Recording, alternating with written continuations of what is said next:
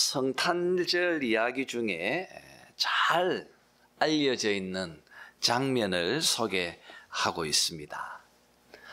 그것은 요셉이 베들레헴에서 마리아가 출산할 수 있는 방을 얻지 못해서 양이나 말, 소 몇 마리가 둘러싸여 있는 아주 허름한 헛간에 그곳에서 예수님을 낳고 7절 말씀처럼 강보로 싸서 구유에 뉘는 장면을 소개하고 있습니다. 여러분, 오늘 본문 이야기는 너무나 소박하고 또 너무나 작은 이야기입니다. 그런데 이렇게 작고 소박한 이 이야기가 훗날 하나님께서 인류를 구원할 이 하나님의 아들 메시아의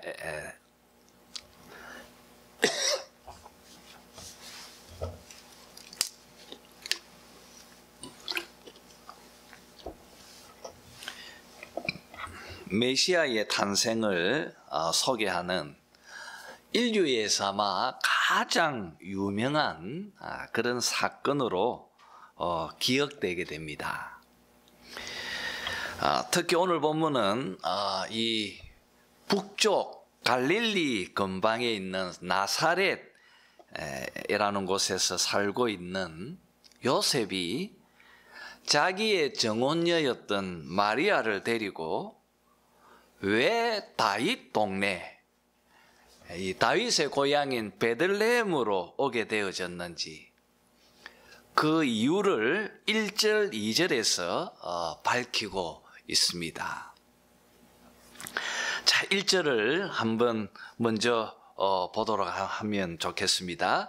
그때에 가이사 아구스토가 영을 내려 천하로 다 호적하라 하였으니 이렇게 시작합니다. 여러분, 당시 이스라엘은 로마 제국의 통치 속에 있었습니다.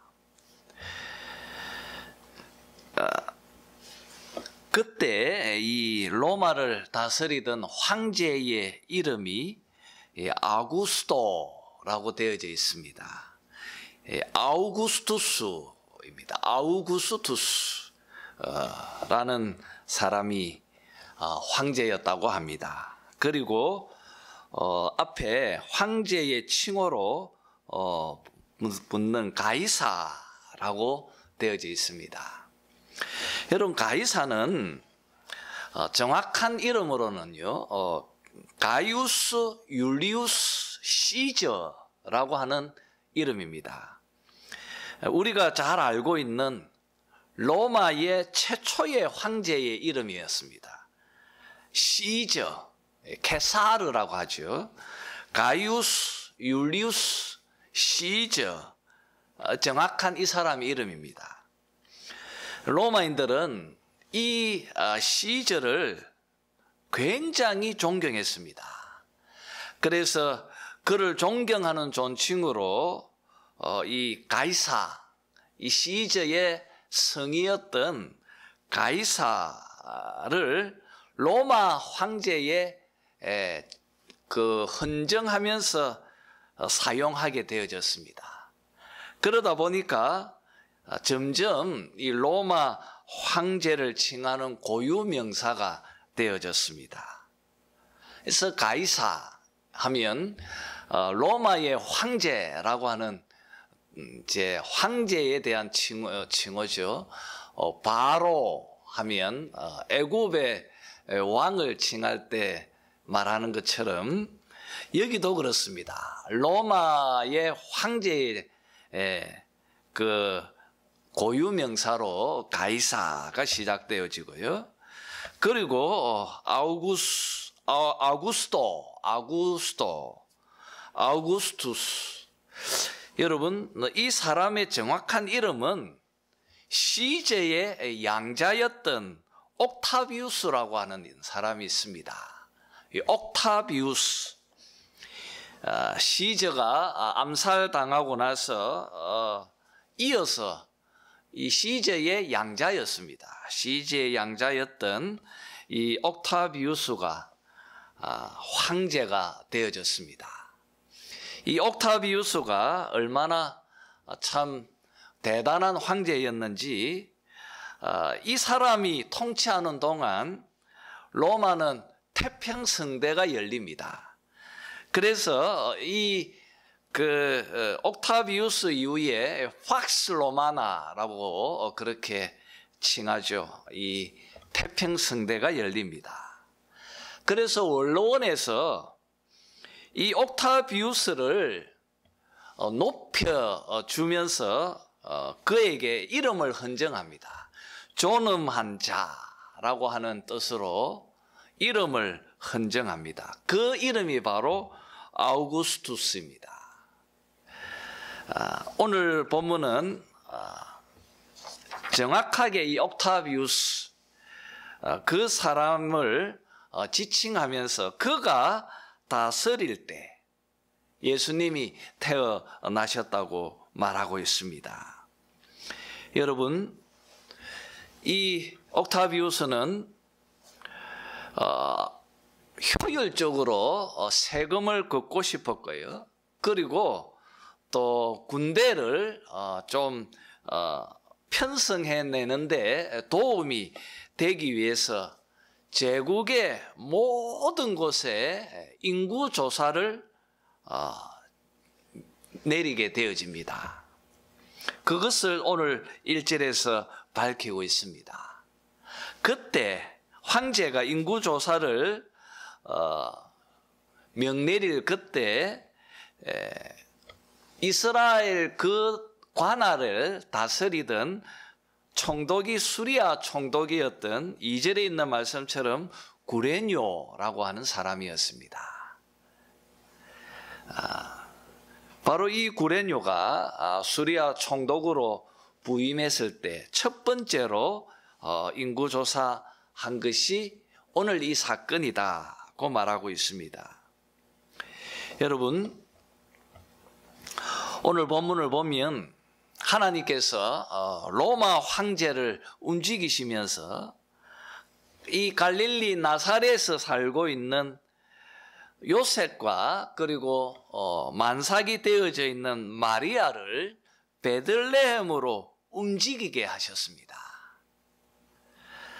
여러분, 그 쉬운 일이 아닐 것입니다. 이 만삭이 되어져 있는 아내를 데리고 지금 한 104km, 한 100km 정도 거리에 있는 베들레헴으로 지금 옮기게 하셨습니다. 왜 그렇게 하셨습니까?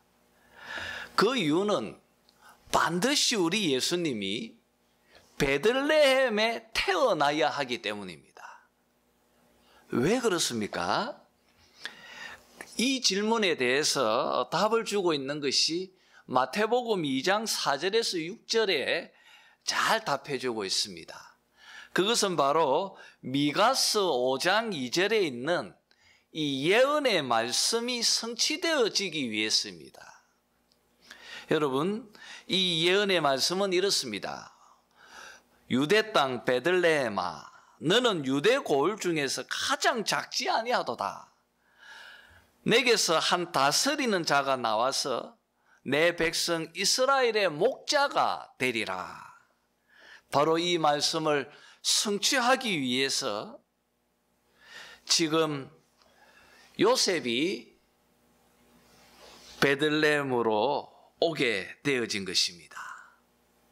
여러분, 이 베들레헴은 어떤 곳입니까? 오늘 말씀처럼 다윗의 동네입니다. 다윗이 태어난 곳입니다. 다윗은 이곳에서 사무엘에게 기름 부음을 받았고 왕으로 세움을 받은 곳입니다.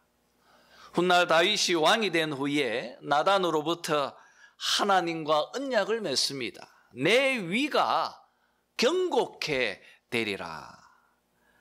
너희의 자손들에게 이 보좌가 영원토록 하게 경고케 하겠다고 하나님이 약속하셨습니다. 이렇게 하나님은 다윗을 사랑하셨고 그 약속대로 그 위가 견고했습니다. 그러나 여러분, 다윗은 죄인으로 태어난 연약한 인간이었습니다. 그래서 그는 많은 죄를 지었습니다. 특히 다윗은 너무나 많은 피를 흘렸습니다. 그래서 이스라엘에 다윗보다 더 나은 두 번째 다윗이 필요했던 것입니다. 두 번째 다윗, 다윗보다 더 나은 다윗, 바로 메시아입니다. 그가 두 번째 다윗으로 이스라엘의 왕으로, 우리의 인류의 왕으로 베들레헴에 오실 것이라고 미가서 5장 2절이 예언하고 있는 것입니다. 이 예언의 말씀이 성취되어지기 위해서 예수님은 반드시 베들레헴에서 태어나야만 했습니다. 여러분, 정말 예언의 말씀처럼 베들레헴은 작고 보잘것없는 정말 비천한 마을이었습니다. 그러나 예수님은 그곳에서 태어나야 했습니다. 왜냐하면 그분이 바로 두 번째 다윗이기 때문입니다. 그의 탄생은 정말 소박하고 인간적으로 볼품없는 탄생이지만 이 땅에 참된 평화를 이루기 위해서, 열방을 축복하고 구원하기 위해서 이 베들레헴에 오셔야 했습니다. 그래서 하나님께서 마치 장기판에 말을 움직이는 것처럼 나사렛에 살고 있는 요셉 가족을 이 100km가 떨어져 있는 베들레헴으로 옮겨가게 하셨습니다. 마리아는 만삭 중이었습니다. 출산이 임박했습니다. 그런 몸으로 마리아를 데리고 나사렛에서 이 베들레헴으로 이동하는 것은 아마 3일에서 한 5일 정도 시간이 걸렸을 것입니다. 먼 길을 이동해야 했습니다. 하나님은 그 당시 가장 힘 있는 사람, 권세 있는 사람, 세상 사람들이 절대 거역할 수 없는 그런 존재, 사다리 가운데 제일 꼭대기에 서 있는 로마의 황제 이 아우구스투스, 이 사람을 도구로 사용하셔서 비록 과세와 군사 목적으로 시행했지만 인구조사를 실시하게 한 것입니다. 모든 사람들이 자기가 갖고 있는 본적지로 가야 했습니다. 본적지로 가서 자기를 등록하지 않으면 안 되었습니다. 로마 제국의 어떤 사람이 황제의 명을 어길 수 있었겠습니까? 그래서 요셉이 만삭의 아내를 데리고 베들레헴으로 왜 갔는지 우리는 그 이유를 알게 되어집니다. 여러분, 이미 우리는 1장에서 천사 가브리엘이 사가랴에게 그리고 마리아에게 성령으로 수태고지를 한 것을 우리는 보았습니다. 메시아가 오실 것에 대한 준비가 되어져 가고 있었습니다. 그리고 때가 찼습니다.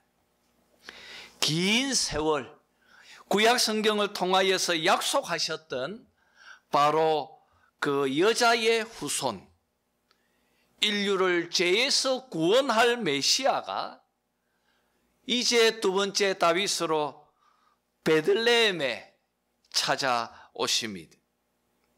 하나님은 두 번째 다윗인 예수 그리스도를 통하여 새로운 세상을 열길 원하시고 또 그렇게 시작하십니다. 모든 인류는 지금 태어나는 이 아기, 바로 이 탄생에 집중하고 있습니다. 여러분, 2장 1절에서 2절 이 말씀을 읽으면서 한 가지 굉장히 중요한 것을 깨닫게 되어집니다. 그것은 역사를 자기의 뜻대로 섭리하시고 성취해 나가시는 우리 하나님께서 우리 주 예수 그리스도를 역사의 가장 중요한 주인공으로 지금 여기면서 모든 것을 이끌고 계신다는 것을 알게 되어집니다. 모든 것이 예수님에게 집중되어져 있고 그분 중심으로 역사가 지금 움직여져 가고 있다는 것을 우리는 여기서 보게 되어집니다. 여러분, 당시 세계를 이끄는 역사의 주인공은 누구였습니까? 로마 황제 아우구스토입니다. 그는 신이라고 불리어졌던 권세자였고 그리고 주권자였습니다. 그런데 오늘 누가는 이 본문을 통하여서 그는 하나님의 통치 속에 복종해야 할 하찮은 인간일 뿐이라고 말하고 있는 것입니다. 그러면서 로마의 가이사 아우구스토보다 훨씬 더 중요한 분이 있다. 그가 바로 누가복음의 이 주인공인 바로 예수 그리스도이시다라고 말하고 있는 것입니다. 여러분, 역사는 예수 그리스도를 중심으로 해서 이제 새로운 세상으로 열려지게 될 것입니다. 여러분, 이것은 지금도 똑같습니다. 지금도 여러분, 세상의 역사는 예수 그리스도의 몸된 바로 교회를 중심으로 해서 역사가 이제 열려지고 펼쳐지게 될 것입니다. 이것을 증언하고 있는 책이 요한계시록입니다. 여러분, 이런 과정으로 요셉은 다윗의 동네 베들레헴으로 나아가서 이제 그곳에서 7절에 있는 말씀처럼요, 베들레헴에서 여관을 찾았습니다. 있을 곳이 없었습니다. 아마 다윗의 후손들이 베들레헴에 많이 모여 들었나 봅니다.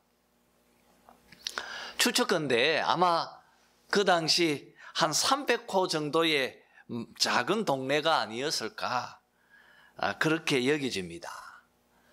그런 곳에 여관이 많지 않았을 것입니다.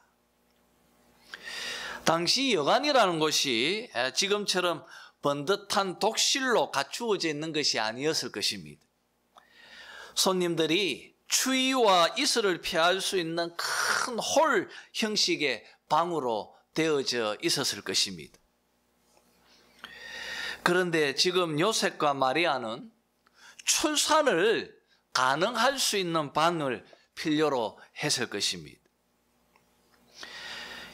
여관에는 손님들이 가득 차 있었기 때문에 따로 아기를 출산할 수 있는 그런 방을 제공할 수도 없고 요셉은 그것을 구할 수도 없었습니다. 그래서 결국 아기를 낳을 수 있는 짐승들을 키우는 마구간이나 혹은 또 양이나 소를 키우는 움막 같은 그런 곳에 자리를 잡고 그곳에서 마리아는 첫 아들을 낳았다고 오늘 7절은 말하고 있습니다.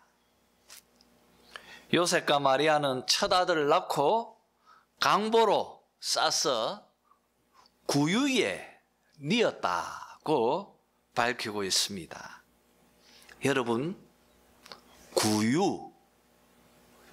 구유라고 하는 단어를 우리는 여기서 보게 되어집니다.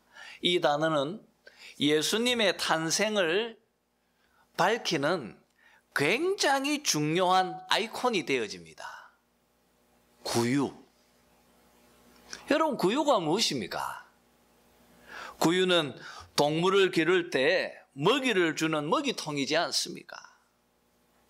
예수님께서 구유에 뉘셨다. 이 아이콘, 이 상징은 참 많은 것을 말해주고 있습니다.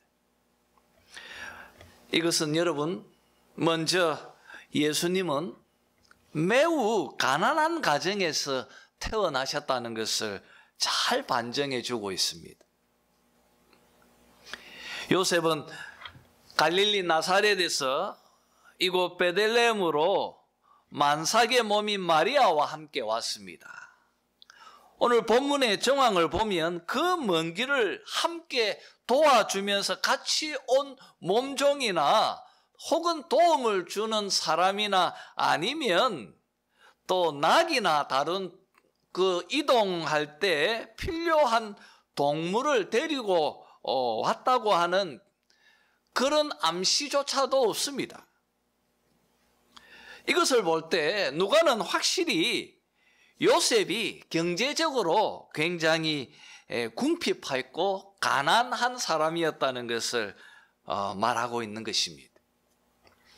또 2장 24절에 보면 예수님께서 정결 예식을 위해서 예루살렘 성전으로 나아가서 할례를 받을 때 율법대로 제사를 드릴 때 비둘기로 하나님께 제사를 드렸다고 밝히고 있습니다.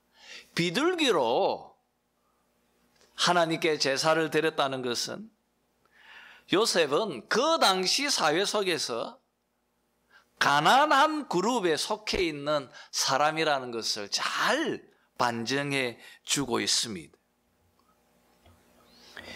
그리고 여러분, 또 마리아가 아무리 가난한 가정에 시집 왔다고 해도 아기를 낳고 강보에 싸서 구유에 놓지는 않았을 것입니다. 그러니까 이 표현은 마리아와 요셉은 지금 여행 중이라는 것을, 그리고 그는 이 여행객으로서 아이를 낳았다는 것을 잘 표현하고 있는 것입니다. 여러분, 가이사보다 훨씬 더 중요한 인류의 주인공 되시는 우리 예수님. 이 예수님께서 이렇게 낮고 천한 짐승이 거처하는 운막 가운데, 그리고 주변에 양이나 말 혹은 소 같은 짐승들이 지켜보는 가운데 강보에 쌓여서 짐승의 먹이통인 구유에 뉘셨습니다. 이것은 하나님께서, 그분께서 가지고 계신 그 마음과 그 눈은 우리들의 정말 낮은 곳, 비천한 곳으로 향하고 있다는 것을 본문은 잘 보여주고 있는 것입니다. 빌립보서 2장 5절에 있는 말씀처럼 예수님의 그 겸손한 마음과 너무나 잘 일치합니다. 여러분, 바울의 묘사처럼 예수님께서 우리들에게 보여주신 삶이 바로 구유라고 하는 이 표현처럼 자기 비하와 자기의 겸손에 낮아지고 낮아지는 삶이셨습니다. 여러분, 예수님은 비천한 마구간 같은 곳에서 태어나서 강보에 쌓여 구유 위에 누이시면서 인생을 시작하셨습니다. 그리고 여러분, 그분은 끊임없이 자기를 낮추셔서 십자가에서 자기의 인생을 마감하셨습니다. 구유에서 삶을 시작하셨던 분이 십자가까지 낮아지셔서 자기의 삶을 끝마치셨습니다.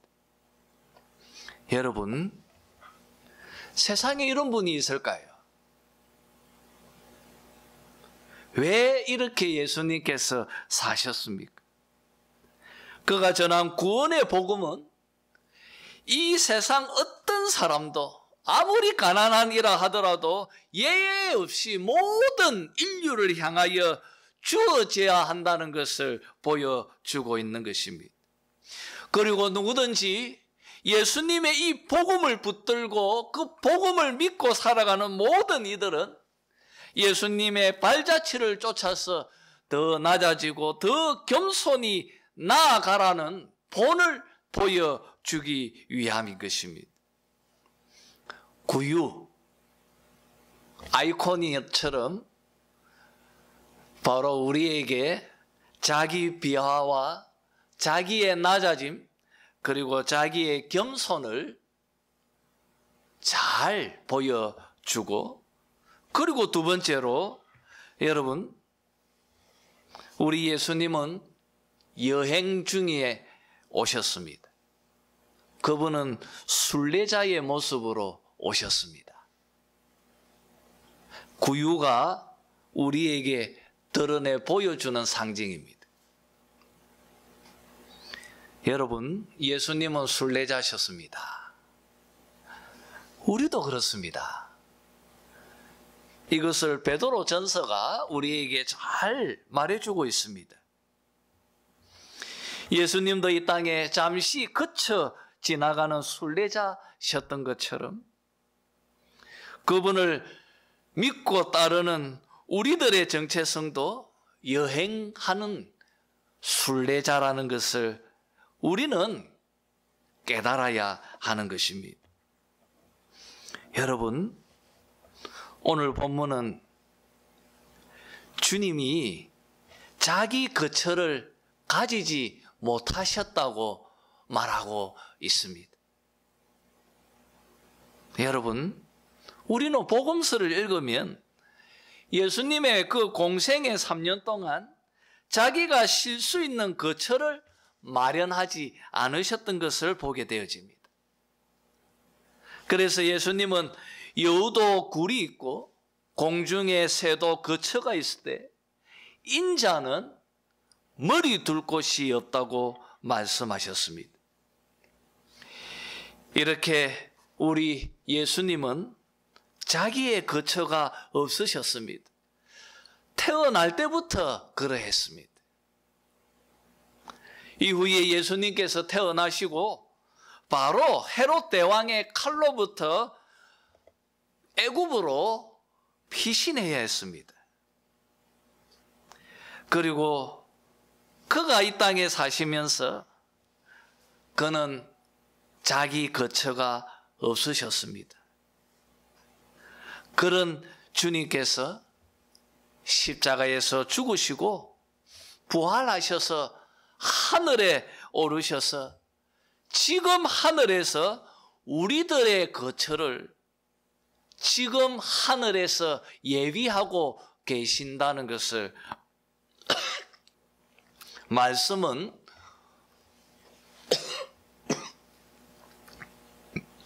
우리에게 증언하고 있습니다. 여러분, 이 땅에 자기 거처를 갖지 못하셨던 주님께서 지금 하늘에서 우리들의 영원한 거처를 예비하고 계십니다.